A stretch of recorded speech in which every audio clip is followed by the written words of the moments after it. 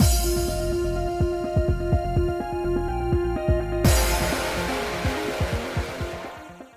guys, it's Spacey Sims, and we are back with more Cupid Parasite, continuing Raoul's route, and well, things were getting steamy again at the end of the last part, and we're kind of in the middle of it, so, we're just gonna continue, and this is gonna be awkward. I kind of forgot where we were, and then I'm like, oh, right, yeah, okay, so anyway.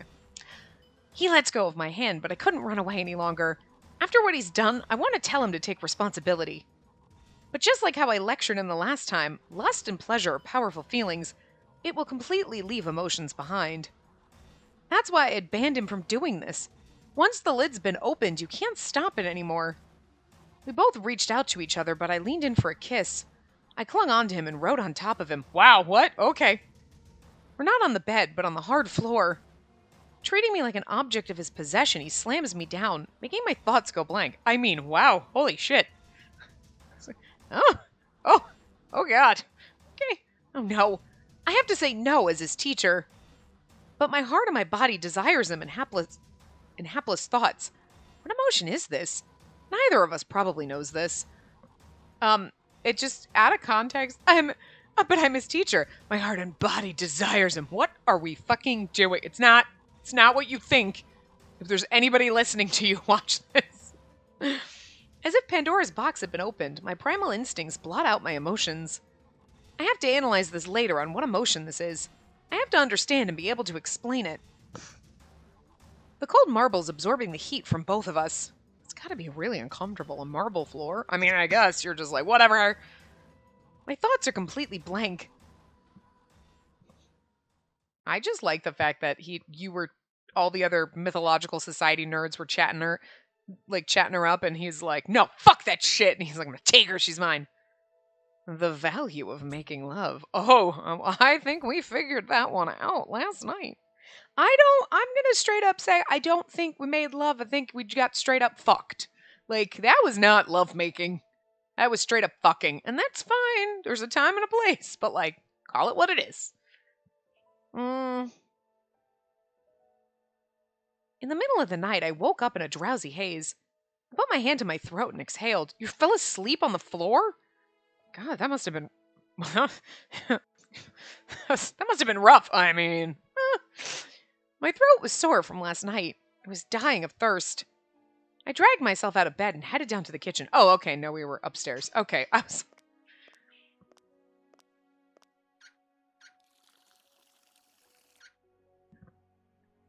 took a drink of water, then sighed. The memory of what had happened was still fresh in my mind.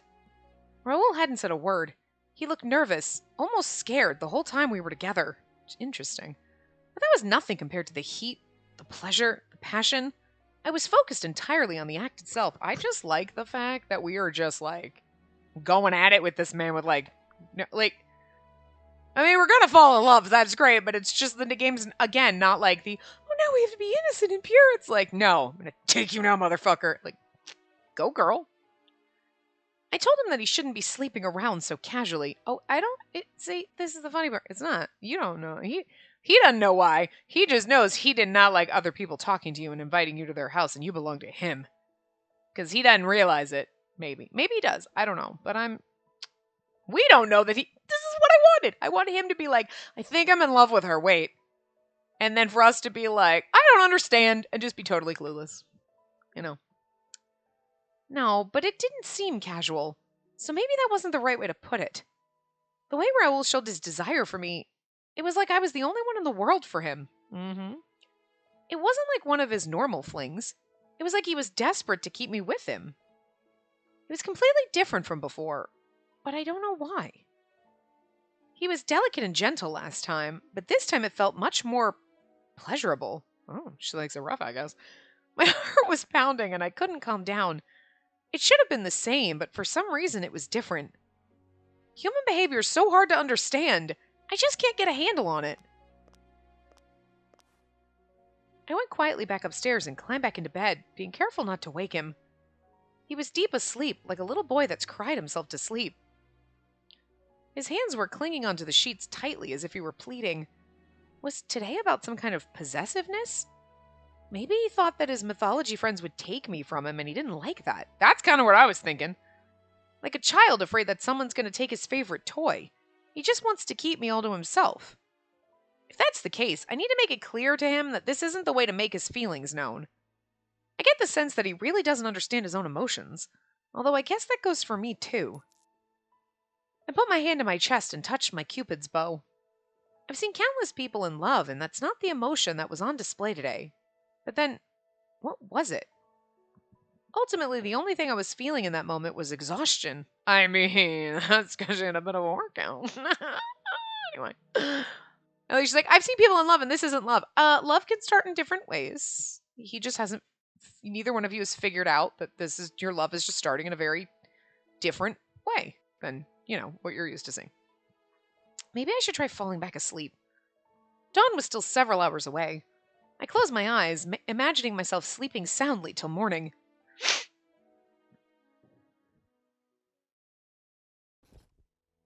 I can't as Raoul. But anyway. The morning sunlight seeps into my closed eyes. And normally I feel refreshed in the morning, but today I feel sluggish. Everything felt so strange. My body had never felt so heavy just after waking up. But at the same time, I never felt so alive. I stretched and looked to my side, and there she was. She was curled up in the fetal position, snoozing away like a small child. I couldn't explain what I was feeling. Why can't I do his voice when we first start doing it? It's because I really need him to talk about mythology, and then I can get there, but I can't do it when we're having normal voice. I can't. I don't know, but anyway. I never felt this way watching someone sleep before. What should I call this emotion? It wasn't like loneliness or pain. All I knew was I wanted to touch her. Instinct forced me to reach out and touch her hair, softly, so I didn't wake her. Another unknown feeling shot through me. I acted so strange yesterday. For some reason, I was filled with desire. That desire stayed with me the entire time we were together. She forbade me from making love casually, but in that moment, my desire was anything but casual. That's why I did what I did. Also, that was not making love, that was fucking. So, different. Stop it. Oh, teacher. That was anything. Sister. Anyway. Teacher. It sounds so weird, I can't. Teacher. You called her teacher. It's so much better at Japanese sensei. You know what I mean? Wouldn't sound as creepy. Anyway. I called out to her. And that's really what she was, not just an advisor. I wanted her to teach me the names of these emotions. Well, we don't know either, dear. She's been my teacher in acting and my teacher in love. My Cupid.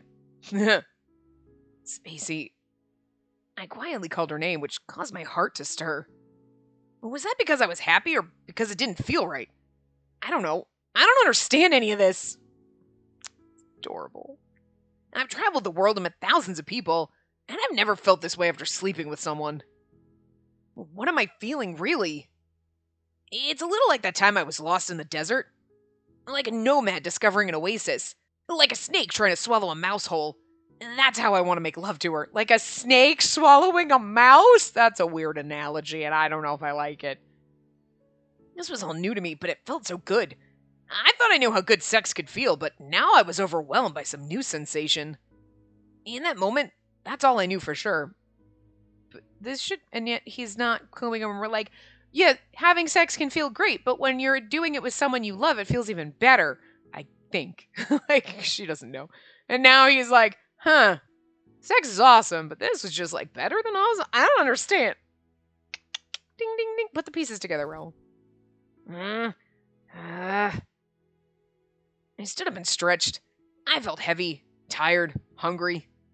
I almost never feel this sluggish. I exercise every day, and I've always been able to keep my energy high, even with a tough schedule. I felt something big pass through my body. Whatever, I should make breakfast. When she wakes up, we can eat together, and I can talk to her about yesterday's meeting. That must be it. I've never had someone I wanted to call mine before. If this feeling has a name, it must be happiness. Wait, sweetie, wait. It's like, I don't know how to name this feeling. Maybe it's happiness. Have you never been happy before? I feel like maybe what he's saying is like, I guess it's a type of happiness that I've never felt before. Because, like, happiness, sadness, all these emotions have different ranges, Happy is not always just happy. Sometimes like, I'm happy. I'm so happy. You know what I mean? There are different levels and different reasons. So, okay, maybe that's what he's saying. But it's like, I think this might be happiness. Have you never been happy before? Because you should know what happiness feels like. But I guess if you're like, is this a type of happiness that I have never felt? Huh, weird. It's like happiness, but it's not. It's different. I don't know what it is. Okay. Oh, hi. Game. By the way, I wonder what she likes to have for breakfast. Right now, you. What? Nothing. And now I'm thinking about what someone else likes. Another first for me. Is it because I want to reward her? Because I respect her? Or because I just like her? I don't know. You want to reward her. Oh, that is not. I just wanted to reward you for that performance last night. Am I a dog? Did I do some tricks? What the fuck? Phrasing there is just so awkward. In any case, I should make the best breakfast ever. Once my teacher wakes up, she'll probably get really mad about yesterday. But look at him blushing like she'll get really mad, but like, it worth it. Yeah, you naughty son of a bitch. Oh, no, don't leave me.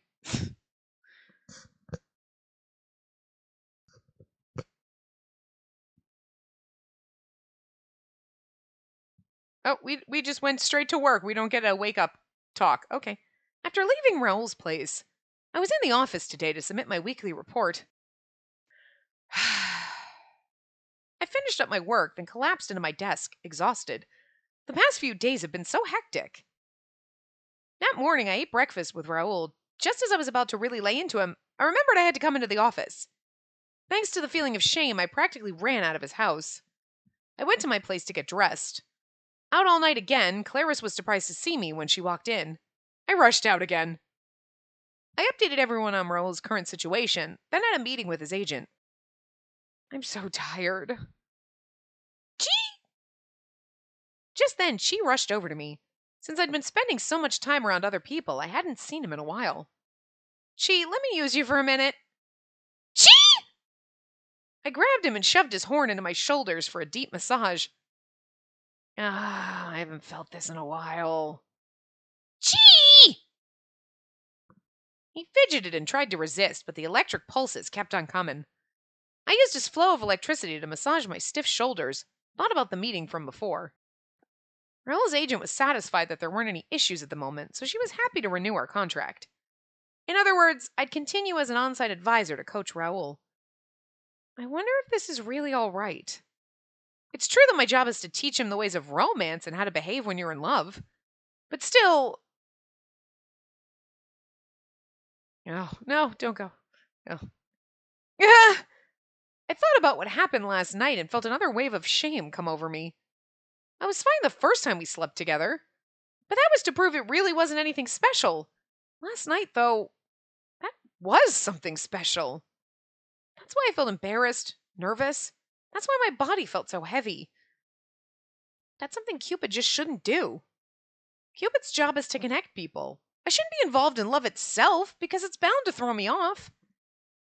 Your expression keeps changing. Is something wrong? Gee! A voice suddenly called out, and I jumped in surprise. I was so lost in thought, she caught me completely by surprise. And then my own shout startled Chi. He really is quite sensitive. Sorry about that, Chi. You look kind of out of it. You were leaning to the side like you're holding up a heavy bag or something. Did something happen? Huh? No, nothing at all. Nope. Oh, yeah? Clarice grinned playfully and just looked at me. It was like she was telling me she knew exactly what was going on. She got her tongue out. I can feel the sex oozing off you, girl. You have a hickey on your neck. I covered my neck with my hand. Clarice laughed loudly, then clasped both hands over her mouth. Wow, are you serious? Huh? Wait, what do you mean? I was just kidding about the hickey, but your reaction tells me you finally went through with it. You're one of us now. You were messing with me? You didn't come home last night, so I assumed it was something like that. I should go buy a cake to celebrate. Hey, stop it! It was just a mistake. Oh? But it was your first time, right? That's still cause for celebration. Don't you think so? It's actually the second. Huh? So, you think this is a good thing, Clarice? What? Yeah, of course! It feels good, doesn't it? It made you happy? Well, maybe. Wait, whatever guy you were... Wait. Oh, wait, whatever guy you were with wasn't, like, super bad at it, was he? No, not at all. He was pretty skilled, I think. Wait, why am I talking to you about this? Sorry, but if he has technique, then that's good. I should probably teach you how to make it even more pleasurable. Huh? I think I'll pass on that. This is the wisdom of humanity. It's a huge waste if you don't know it. For now, you can tell me the juicy details tonight. There's no juicy details to talk about. I need to get back to work. It's like you should have a friend that you can talk to the stuff about, but yet at the same time, sometimes you're like, maybe I just don't. I turned away from Clarice to face my computer. I didn't think she'd find out that quickly. She didn't notice after my first time. I guess my first time and yesterday really were different somehow. I need to think about why. But this lingering sensation on my body is totally clouding my thoughts. I need a chi to massage my shoulders right now. Ugh. I managed to finish my tasks for the day. I felt exhausted as I left the office. No, don't. Just then I spotted someone who was completely out of place. Hey, Cupid! Huh? Lady Minerva? It was the goddess Minerva, one of the DC. She's the goddess of war and wisdom, and she's also my aunt. War and wisdom? Was that right? Anyway, she was just standing there waving at me. What are you doing here? This is bad, isn't it? I'm here because I was worried about you, darling. Are you headed home right now? Do you have time for a quick chat? Well...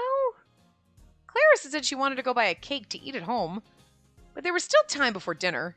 I double-checked the time, then nodded. But no more than an hour. Great! Then let's head to that cafe over there. I have been dying to try this Vienna coffee I've heard so much about. Aunt Minerva took my arm as we walked. It's been so long since we saw Minerva. I love her so much. She's so crazy. I started thinking about what everyone talked about at the Mythological Society. I recalled all the theories they covered, but none of them would have ever expected an actual god to be in their own neighborhood. Well, I mean, also, you were in their neighborhood too, so, like, this is, like, double time. Okay, so, how have you been? Fine, I guess. Hey, what's with that lady in the weird outfit? Is it some kind of costume? Is there a special event going on or something? I just like to dress weird! Shut up! Basic bitches! I would dress like this. I mean, okay, maybe not wearing a bikini out, but I'm just saying, all the weirdness, me. She sticks out like a sore thumb. Yeah. When gods descend, they can take the form of humans, or they can remain as gods that are invisible to people. Aunt Minerva wanted to talk to me, so she took a form visible to humans, but she was wearing the same clothes she normally did. They probably think there's some strange girls' night out going on. Looking around, some of the people staring at her actually seem to be into it. Yeah, 'cause it's amazing. Girl's got her own style. Let her be. It looks like some kind of super cute Halloween costume. I wonder where she bought it. I want to find something as stylish as that. Oh, okay, that should have been a girl, I guess, but whatever. Maybe he's just into wearing bikini tops. Apparently, it came off as a kind of fashion statement. Us Yorkers really are accepting of anything. What about you, Lady Minerva? How have you been? I turned back to her to see her nodding enthusiastically. I'm super great, but I'm more concerned about you, Cupid. You're acting kind of strange. Did something happen? Huh? Strange? You think so? It seems like your mind's been wandering this whole time. It's not like you, you know. Clarice wasn't the only one who could tell. Aunt Minerva could obviously tell I was acting weird, too. It really seemed like what happened yesterday had changed me. Looking at her face, I was reminded of the statue at Raoul's place, the one that looked exactly like her. He said it was a statue of Neptune, but it's obviously the goddess Minerva, which didn't exactly help me relax. Yeah, 'cause that statue saw what you were doing. I had slept with him twice there now. The statue had nothing to do with it, but it still made me feel awkward somehow. Did you fall in love? No, it's not love. That much was definitely true, but it wasn't just some random activity like going to the gym. If I had to say, it was something on the verge of being special. It wasn't love, but it was making love. Lust and true emotion weren't the same. That was Raoul's outlook. And yet I found myself feeling lost and confused. Hi, could you not scream, please? Aunt Minerva, can I ask you something? No, what did I just say? Don't fucking scream. Of course, ask me anything. Well, have you ever done it? Stop! You stop that right now. I will close the window. You talk nice to the birdies outside. We do not scream. You are being a very, very bad boy today. You is very bad. You know you're bad. You know we do not like that scream noise. It's disgusting. You chirp nice. You talk nice to the birdies outside. You do not make that gross noise. You know better. Don't try to be cute to weasel out of this. It works. It's like, you're so cute. I'm like, God damn, you don't make that fucking noise. You're so cute, though. I just hate that fucking noise. Ugh, it's like a baby crying. Or it's like, no. You can make any other fucking noise you want, but that god-awful scream. Ugh, I hate it. It's like the one noise he makes that I just want to, like, put you in a box somewhere. I would never do that. Oh my God. Just like, see that? Do that. Talk to the birdies outside like that. That's nice. Anyway. Done it? Well, you know, made love? As I continued mumbling under my breath, Stop! No! Aunt Minerva spat out her coffee. Don't tell me you finally did it! I'm gonna close that window. You know, you stop. You are being bad. I'll take your toys away. You stop it. You stop it. You do not scream like that. You know better. Don't you turn into a jerk. Do you make me come over here and tell you you're being bad? What the fuck is all over your beak, jackass? No, you being bad. I could grab your beak and keep it. I could grab your beak and keep it. You stop it. You stop being a jerk. You do not scream like that. You were being very, very naughty today, and I don't like it. You're not going to be allowed to move with us. We're going to move, and I'm going to leave you here. I'm going to fucking leave you here. I would never leave you here. I'm only going to take the little bird. He's being good. What? He's being good, and now you're going to be the asshole? That's not the way it works. He's the tiny terror, and he's being good, and you're supposed to be my good boy, and you're being the big fucking asshole. You're a big fucking jerk. You was a big fucking jerk today. You need an attitude adjustment, mister. God, fucking children. Goddamn fucking children. Anyway. Shh, not so loud, but yeah. I mean, it just kind of happened. But that's not the point. What I want to ask is, what's the difference between love and lust? Lady Minerva is the goddess of war and wisdom. She's been a god for much longer than me, that's for sure. I mean, that Mars was the god of war, so how's she war and wisdom? I don't know. We really need that many gods for war? I mean, I guess. What, isn't Mars? Like, I don't know. So it makes sense for her to know more about this than me. I looked at her with desperation in my eyes. Mom, Dad, and even Lord Jupiter have experience with that stuff, right? But this was my first time, so I don't get it. I always thought they were connected. If you were in love, you would want to do the deed, but only after you were in love. But down here, people say you can do it with someone you don't love, that you can do it just to feel good. So now I don't know. What's the difference between doing it with someone you love and someone you don't? Or is it all just the same? Nah, I get what you're saying. You're not sure if there's a necessary connection between lust and love. There's no easy explanation, but it's a fact that doing it with someone you love does feel amazing. Someone you love? Wait, but Are you saying you've been in love before? Oh, of course I have. I'm no spring chicken, you know. I've had plenty of time to live life. That's true. We don't really keep track of time in Celestia, but after being down here, I got a sense of just how old gods could be. Aunt Minerva presides over war, wisdom, and even medicine. She's been worshipped for thousands of years. There's no better feeling than sharing that experience with someone you love. You feel fulfilled in body and soul. It's a special moment that always stays with you, even after thousands of years. And it didn't hurt that he was incredible at it. Has it really been that long? I still remember it like it was yesterday. His voice, his gaze, his warmth. I can recall every single detail. It's the most precious memory I have. She stared into the distance as she recalled that memory. It made her look like a much younger woman. It was the face of someone still in love. I had no idea how many millennia it had been, but that much was obvious.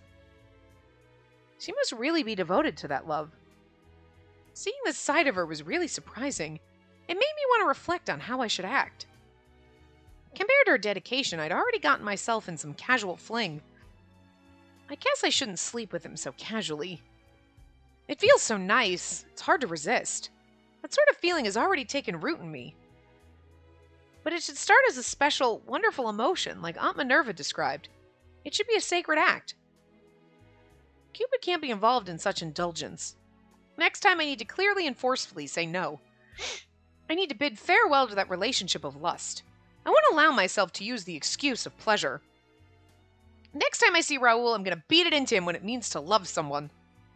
Aunt Minerva was still talking about her first love, and I thought about all of that as I looked at her.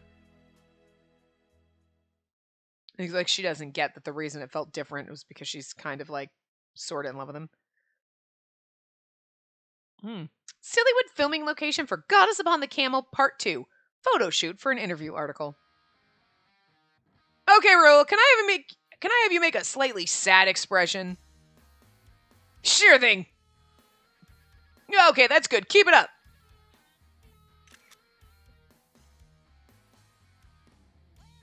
Yeah. Yeah, something's changed. Raoul's expressions have improved a bunch. I don't remember the manager's voice anymore, but like, it was the right call to bring her on as a special advisor. She seems like a good match for him. She's got the right background and some shared hobbies. Who better for him to fall for? My choice was clearly the right one. But it needs one final push. It's not just a physical relationship, but it hasn't gotten to romance just yet. I had a meeting with the advisor girl the other day, but she's quite professional about it. She refuses to see Raoul romantically. I love the fact that the manager is playing Cupid. I told her I wanted someone who can enjoy a few dates, then break up once he learns about love. Can't she take a hint? Now she's talking about teaching him about love. She's so focused on her job, but I guess that could still work out for me. I wonder if they can grow a bit closer. I should encourage Raoul to invite her to his study sessions. What is he studying? A few days later, Raoul's agent told me to head to a Sillywood set instead of our normal rehearsal space. They're going to start filming Goddess Upon the Camel Part 2.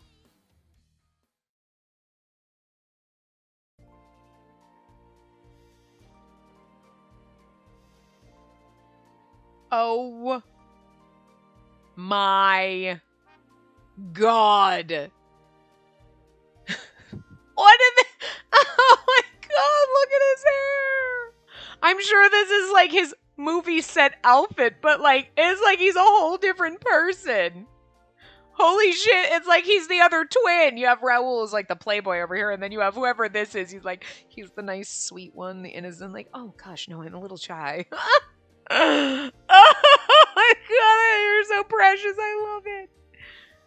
But you have that so beautiful, those beautiful fucking eyes. I love it. Oh my God, I'm gonna die. Anyway, good morning, ma'am.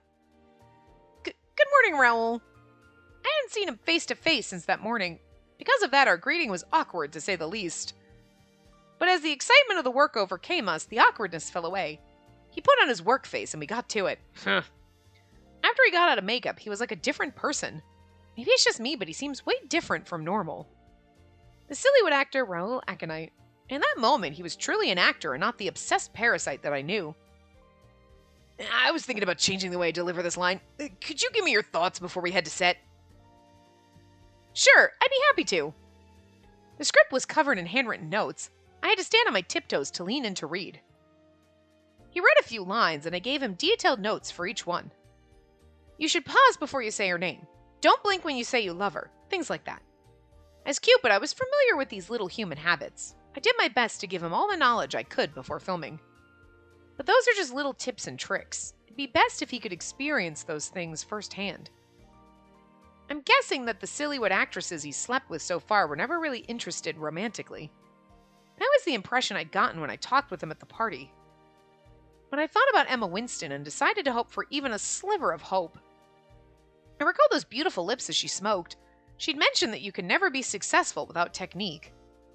I couldn't imagine her being in a loving romantic relationship. Oh, but if it's just a one-sided romance, he could experience a broken heart, too.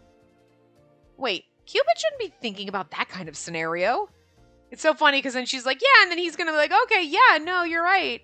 Emma is really beautiful. And she's like, no, she's not. She's a whore. I can't wait till she realizes that she's got feelings for him and gets jealous. Because, again, like, I think he's on the track. I think he's there, and I think he's going to get there before she realizes that he's in love with her and she's in love with him. You know what I mean? So, that's kind of what I was hoping for. I don't know. I feel like that'd be good here. I want people to experience the joy of love, the happiness of loving and being loved. Otherwise, I'm not fulfilling my role. You're doing a shit job over here, I'm just saying. Because, like, what the fuck? And yet, imagining Raoul being close to someone else, smiling at them innocently, caused a strange reaction inside me. So, there we go. We're already there. Okay. What was that? What was I feeling just now? All right, let's start filming. Places, everyone. Places! The director's voice echoed and Raoul's shoulders drooped in disappointment. Time's up. I'd better get going. Aww, he's so... I love what they did to him. I love that they didn't just, like... It's not the same old Raoul. It's, like, totally... They dressed him up different purposely because he's on set. I love it. He handed me the script, then put both his hands together and stretched. I'm sure you'll be fine, Raoul. I'll be watching from here. Right, thanks, ma'am. Ma'am, stop it! I'm younger than you. Well, she's really not, in a way. So, okay, never mind. She's like, I'm in the body of, like, a 21-year-old. Well, 23, 22, 23? She's graduated college, so. But, like, it's like I'm in the body of a young 20s, but, like, I'm hundreds of years old, so. He smiled and ran off. Watching him go, he really did have the aura of a true Sillywood actor. He's a mythology enthusiast and seems almost otherworldly. His sense of ethics is a bit off, of course. It was so easy for me to forget he was a movie star. I watched him get ready for filming along with the rest of the staff. I hope he knocks this performance out of the park. Okay, scene 3, take 1, and action!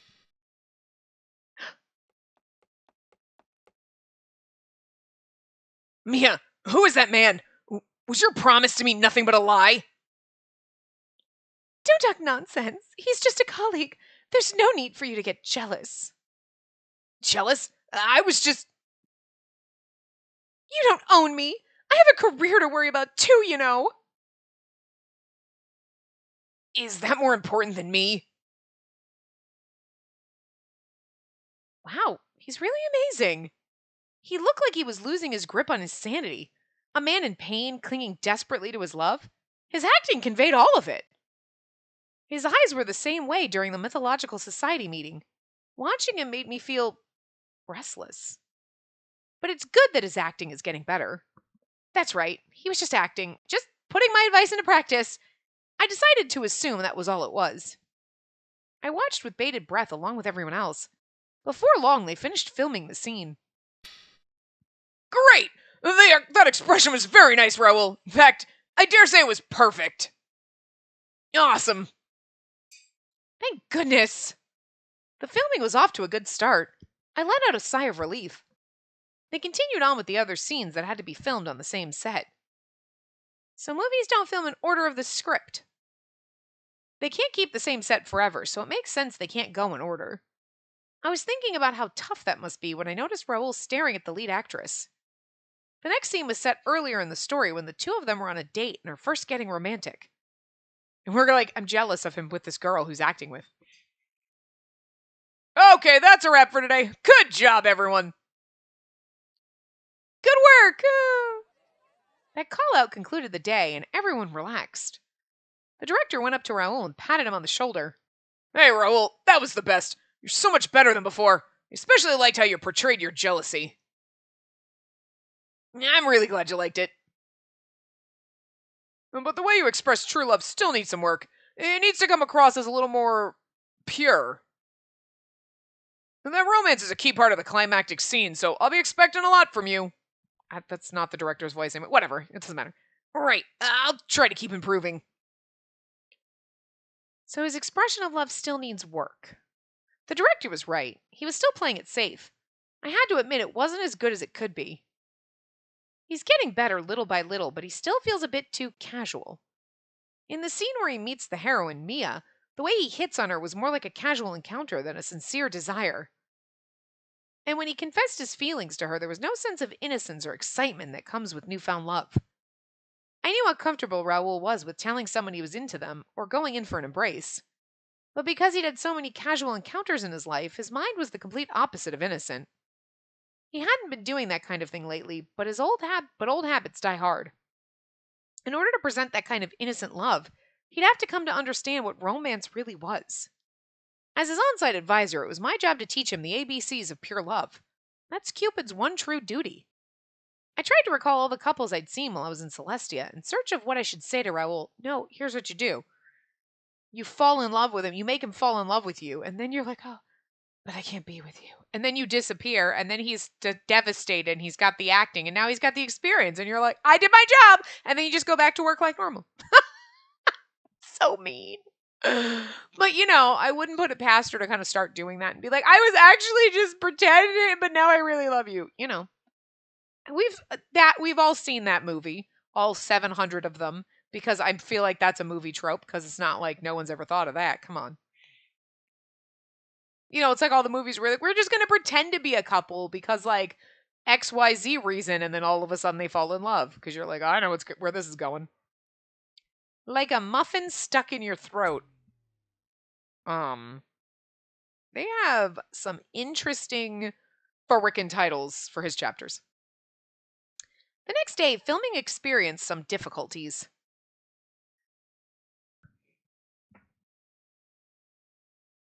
Mia, wait for me. Why are you leaving me behind?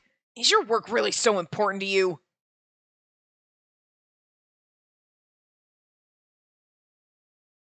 Why did it have to happen again? Oh yeah, okay, it's him, his mouth's moving. I've never been any good. I'm just...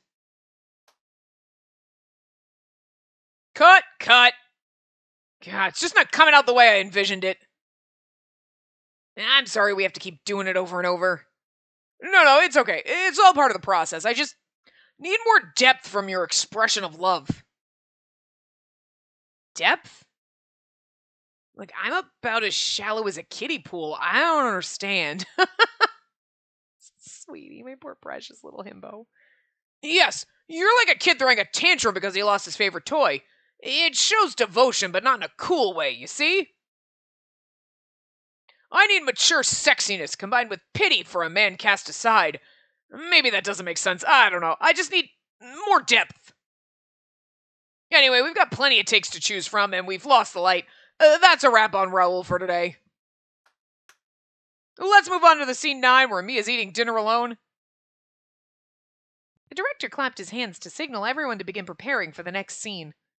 This scene only had the leading actress by herself, so that was it for Raoul for the day. They're like, get him out of here, but nicely. Basically. Oh, look at his little sad face.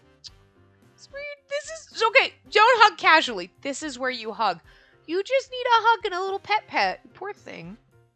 Looks like I'm causing trouble for them again. Raoul got changed and appeared with a troubled look on his face. Good work today. Please, ma'am, can you tell me what was so wrong with my portrayal of love?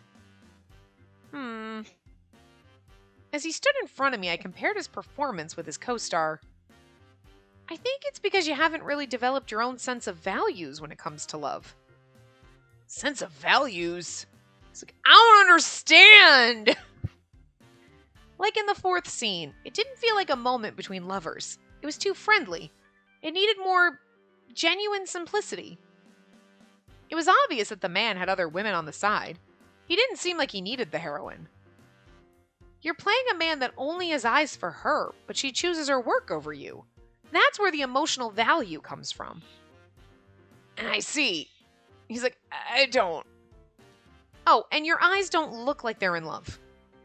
My eyes? When someone experiences passionate love, their eyes sparkle. Like the other person is all the stars in the night sky. Imagine she's mythology. Did you try that? I want you to try something, Raoul. It's just throw it out there. Imagine she is mythology. You know, when you're talking about, when you're reading these lines, imagine you're reading them as if you're telling her about mythology. But like, in a very sexy way. So like, let me tell you my theory on Neptune. Eyes sparkle. There you go. How'd you get him to do it? I just told him to think that she's mythology.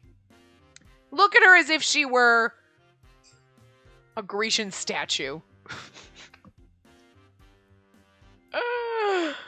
Like, whatever works. Anyway, sparkle. Like this? Raoul opened his eyes wide in an effort to make them sparkle. But they didn't feel like the eyes of someone in love. If I had to put it into words, this is when he gets obsessed, but... you're thinking about mythology right now, aren't you? Okay, so that wasn't gonna work. Never mind. I had an idea. You saw right through me. I knew it. That's the exact same face he makes whenever he talks about mythology. Okay, so it's different for Raoul than love. Okay, well, you know, it was worth a shot. Raoul, the obsessed parasite, his expressions are brightest when he's talking about his obsessions. But I just can't help it. My eyes never sparkle the way they do when I'm thinking about myths. About my myths, sorry. Well, for any normal person, being in love is what does it. It's because you've only had casual encounters your entire life. No amount of one-night stands will get you any closer to understanding true love. You've still never been in love, right? Well, true. At least I've never felt complex emotions like a broken heart or all that other stuff you talk about. But I do think I understand jealousy and possessiveness a little better. I've never had those before. Raoul smiled softly as he looked at me. My heart skipped a beat. I got the sense that last comment was directed at me. Jealousy and possessiveness. Because of that last meeting. I still haven't talked to Raoul about that day. I couldn't bear to bring it up because it was so embarrassing. The mood suddenly turned awkward, so I cleared my throat. Well, if you fall in love with someone nice, you'll understand. And as your Cupid, I'll be on the lookout for that moment. The problem right now, though, is that you aren't able to meet anyone. That and you don't seem to need love at all. This is all for the lessons and for his acting. Raoul doesn't seem to have any desire to fall in love. You're not wrong. I don't understand love, so I can't force myself to want it. If it weren't for this gig, I wouldn't bother. Love is kind of a pain, isn't it? I'd have less time for my hobbies, and nobody I know sees the value in it. Nobody you know? You mean all your silly-wit actor friends? You're like, excuse me, bitch! I see the value in it. You know me. There you go. Lies. Liza Minnelli. Yep. I hear the film crew talking about it a lot, too. They all avoid it because they want to focus on their work. I don't want to have less time to polish my statues or read scripts and contracts just because I'm in love. Maybe you can find someone who wants to polish your statue together. Oh, you actually meant... Never mind. Okay, I thought that was a euphemism. Never mind. I knew what he meant, but just wanted to throw that out there because I was polish my statues. You what now? Oh, you have marble statue. Okay. I don't like how he thinks that love can be a pain. It's true that the recent decline in marriage rates are partially due to that way of thinking among humans.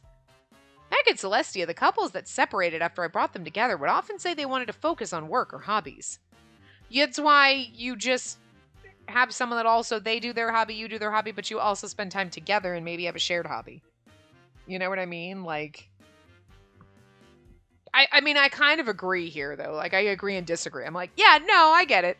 Because, like, I have so much shit that I do to entertain myself that I would be like, I wouldn't have time to do the things that I enjoy because somebody else would be bothering me. Like, because I know how I've gotten before in relationships where I've been like, no, whatever you want. Okay, yeah, I'll drop things for you. No, whatever. And it's like, no, you know what? I'm not going to fucking do that. And it was me being stupid. You know what I mean? It's like, nope. I got shit to do. It's not about you. But then it's like, but you got to be able to balance that. Nope, me time. Okay, yes, us time. You know what I mean? But it's like, I'm like, no, I don't know. I'm too selfish right now. But also, I don't want to die alone. So, like, you know, I gotta just, like, I see where you're going. Like, yeah, no, love sounds great. And when you're in love and you're happy, it is great. But then it always breaks your heart. And it's kind of like, I just don't want to go through that again. So I'm just gonna stick with my hobbies. Playing Atome games. Dating 2D boyfriends. Having a big ass man harem. It's less work. Less work. You know?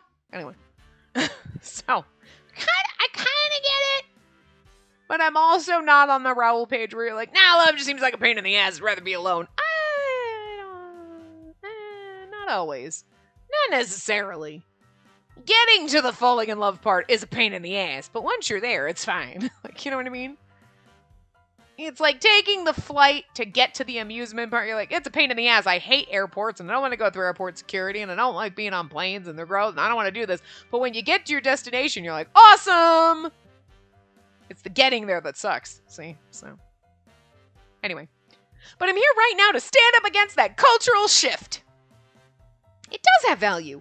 In my humble opinion, it's incredibly wonderful. Are you sure about that? Don't you have any longing for love? After all those myths and stories you've read, don't you want to experience it for yourself? You know what we need to do? You know what? I know. Call up Minerva and be like, I'm going to need you to put on real fucking pants.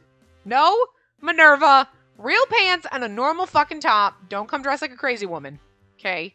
And I need you to come here and I need you to retell that story of your love.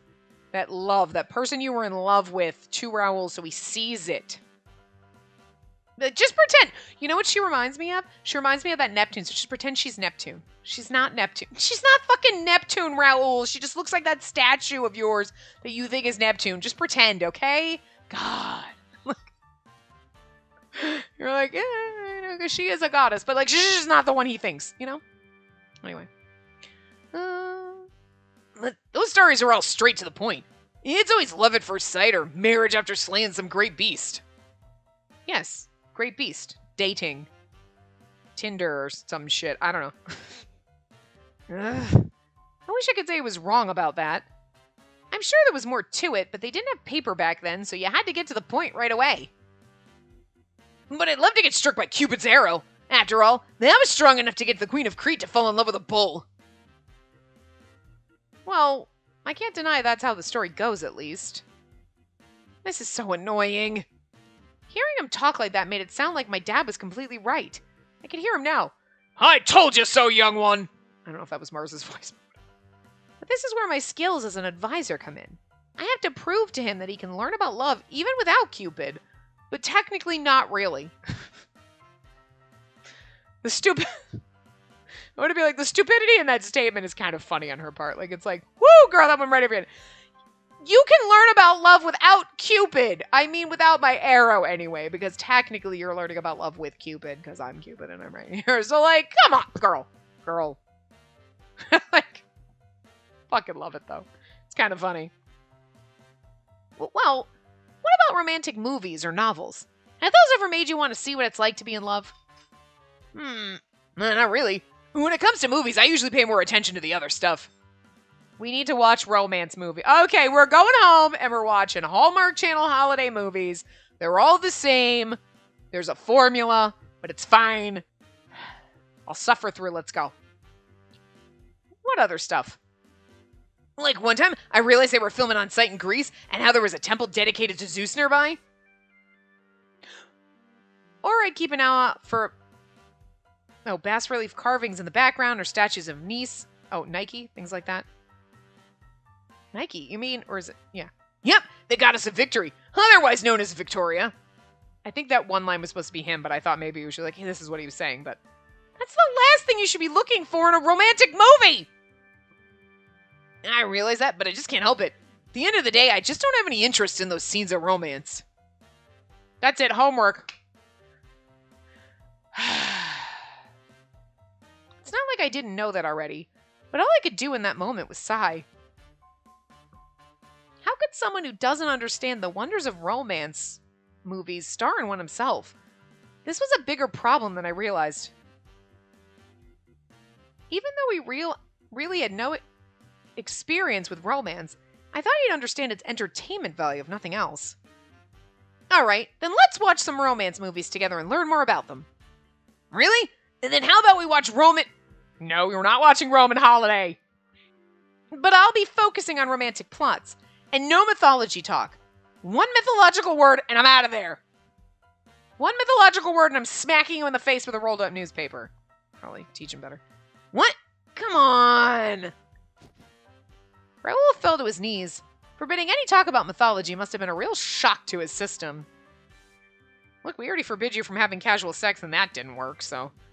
Well, if you really don't want to, I just won't do it. What'll it be? I glanced at Raoul, who was still on his knees. He forced himself back up and dusted himself off. Do you want this movie to be a failure and people think that you're a shitty actor? No? Okay, then shut the fuck up. We're gonna go watch Hallmark Christmas movies. No, I'll do it. You're my teacher, so please help me. I want to learn about the joy of romance. At least he's willing to learn. He's adorable. I love him. The look on Raoul's face was serious. It wasn't the usual relaxed feel he gave out. He really does want to learn from me then. I smiled in response. Alright, then let's go rent some movies. I'll pick out the very best of the best. And we know that because Minerva made us watch them all. What are we going to watch? What are we going to watch? We went and picked out a bunch of different movies, then headed to Raoul's place. We piled up the movies we rented, and I thought about which one to watch first. Let's go with the standard passionate love. Instead of movies that are like tug of war, I thought it'd be better to experience a fateful romantic life. Now, should we go with a happy ending or a tragic one? Tragic! I think Raoul might understand tragedy better. In which case, I picked up 3 choices. How many movies did we rent? We're gonna be here all damn day. Well, Pretty Prince, Bridal Battle. Bridal Battle! I want to watch Bridal Battle! Moulin Rouge. Moulin Rouge. I thought I spelled Mulan. Like in Moulin Rouge. Was it? Because that's what but I'm like, is that right? Because they always change the thing, and now I'm like, it's supposed to be Moulin Rouge, but you're like, but is that how you spelled it? Like, because now I'm doubting. Like, wait, what? Anyway. Oh, nice. I wanted to watch Bridal Battle, but we go with Moulin Rouge. That actually works. I don't know what Bridal Battle is supposed to be. Or Pretty Prince. But Moulin Rouge is Moulin Rouge, and yeah, you know? It's funny, now it's like, huh. I think I have that movie. I haven't seen that in a long-ass time. The sets were beautiful in that. And, you know, pop songs. Anyway, let's kick things off with this one. Moulin Rouge. It's a true romance that shows how to deal with all kinds of tough obstacles. Aunt Minerva and I watched it a bunch in Celestia. They knew they shouldn't be together, but they were in love. Everyone objected. They broke up, but they knew they'd be together again. It was the perfect example of what romance should look like. The costumes also. Damn. No? It is a famous one. I've never seen it myself, but I always meant to check it out. Oh. So I guess Bridal Battle was... I mean, we know it's the wrong choice, but, like, also, I don't know what that one is, but if you gave me, like, certain again, I wish I knew what the other ones were supposed to be. But, like, Bridal Battle! And then it's like... Wasn't there a movie... Oh, what movie is it? Isn't there a movie and they're like 2 best friends and they're both getting married and then they literally are battling and it's like, I'm gonna take your venue, and then they battle. Like, it's just like this weird bride competition between them for some fucking I don't know. I feel like that was a movie that, and I I don't watch rom-coms very often, if ever, because I don't particularly enjoy them. I had a phase back in college because, like, I was, like, my female friends were, like, into rom-coms and shit like that, and so we watched them, and you're like, oh my god, I love this movie! And I might still have copies of movies, and I'm like, yeah, but, like, if I want to watch it, that's not ever what I go for. Although Moulin Rouge, yeah. That's one where you're like, I would watch that one again. Not for the romance, really more for the set, the glorious sets and the costuming and like, because that is just, I can see the visuals in my brain. You know, I wouldn't be like, oh god, it's a romance movie, you know, but like, that kind of helps, like having the fantastical kind of sets and costumes and stuff for me. Like, okay, I'll watch it like that. I mean, I did watch The Night Before Christmas, The Night for Christmas, or The Night Before, whatever it was. Like, night, like a K-N-I-G-H-T, like a night. Night, not Dark Night, but like, you know, sword fighting night. Like, it was the Hallmark Christmas movie. And I was like, okay, I mean, dude, that guy got like isekai'd into our world. He's from like medieval times. And like, that's kind of, I don't know, I can watch that. Like, I like that where you're like, a weird time travel shit. It may be a romance movie, but there's some weird time travel shit in it. I'm here. I can handle it. It's cheesy and stupid, but I like the weird time travel shit. Like, you mix a little bit of sci-fi or like a little bit of fantasy into the romance. I'm all right with that. But like, it's a modern day rom-com, or it's like two people like in modern day. Why? I don't want to watch that. But anyway, pay attention to how they use their eyes, okay? And I'll pause it here and there to explain the change in their emotions. Thank you, ma'am. Oh, I made us some coffee. I looked down to find fresh brewed coffee and French pastries waiting on the table. Wow, that looks delicious. He made all this to impress us. This is perfect for movie watching. Wine would be better, but I figured since this is technically a study session... You definitely made the right choice. When it comes to studying, Raoul's an undeniably diligent student. Since I know what he's like, I was able to talk to him honestly without holding back, despite what had happened between us. I'm still a bit nervous since I'm at his house, but there was no reason to think things would get either hot or heavy. I pressed play and sat on the couch, feeling at ease. The company logos came and went, and the intro music started to swell. Our film screening had officially begun. It started off with a simple setting description. Paris, 1899. Did you see that? There was a Cupid ornament in that shop window? If you want to start talking mythology, I'm perfectly happy to go home and leave you to it. No, sorry. I forgot I said anything. Paris, 1899. There was a Cupid. Shut up. I'm narrating, Raoul. Sorry. Our lover's romance begins in hilly Montmartre?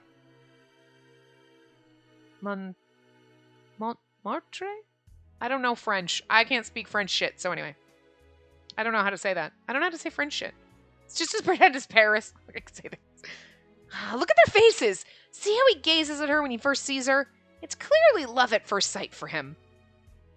I guess so. It does seem like he's fallen in love, but I honestly have no idea why. It's up to you to make the audience forget about the why. As long as the emotion comes across, the reason doesn't matter.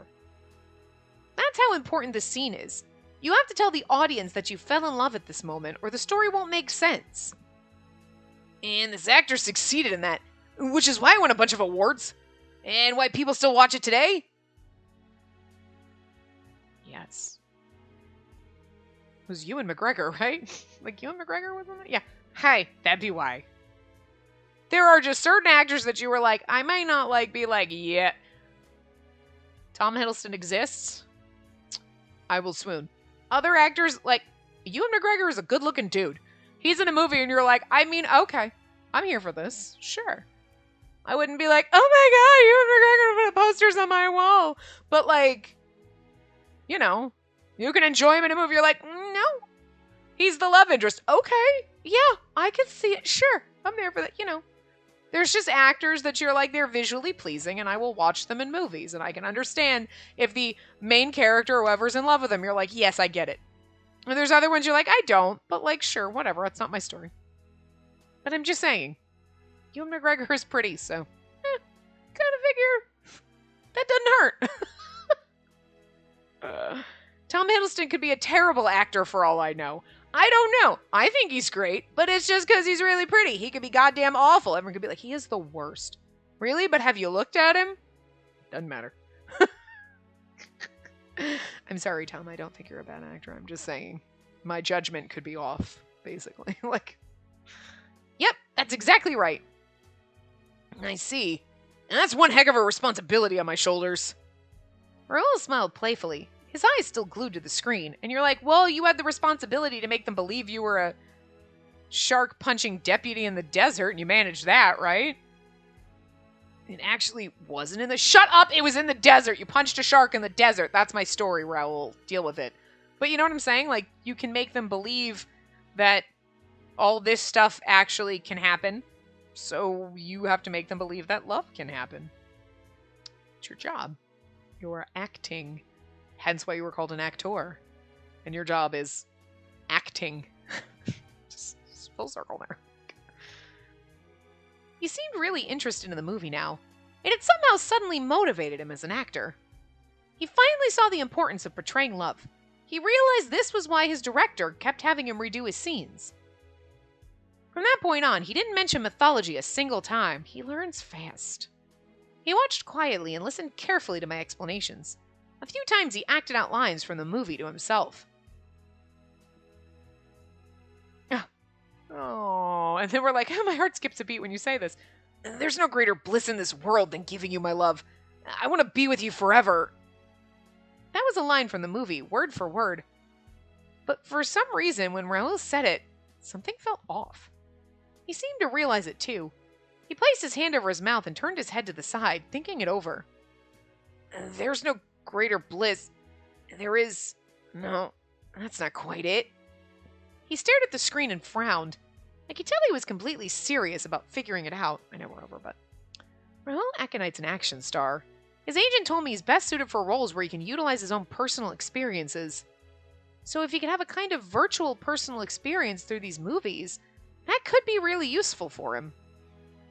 As I watched him work, I prayed that he could develop a true longing for love. Oh, he is trying, though. It is sweet. And he learns fast. Raoul, don't you say anything about mythology. Did you see the Raoul? All right. Doesn't say anything about mythology the rest of the time. He's a good dog. He learns fast. We didn't even have to beat him with the newspaper. Anyway, I'm going to wrap this part up here. I will see you guys next time. Remember to give the video a big thumbs up and subscribe to see more.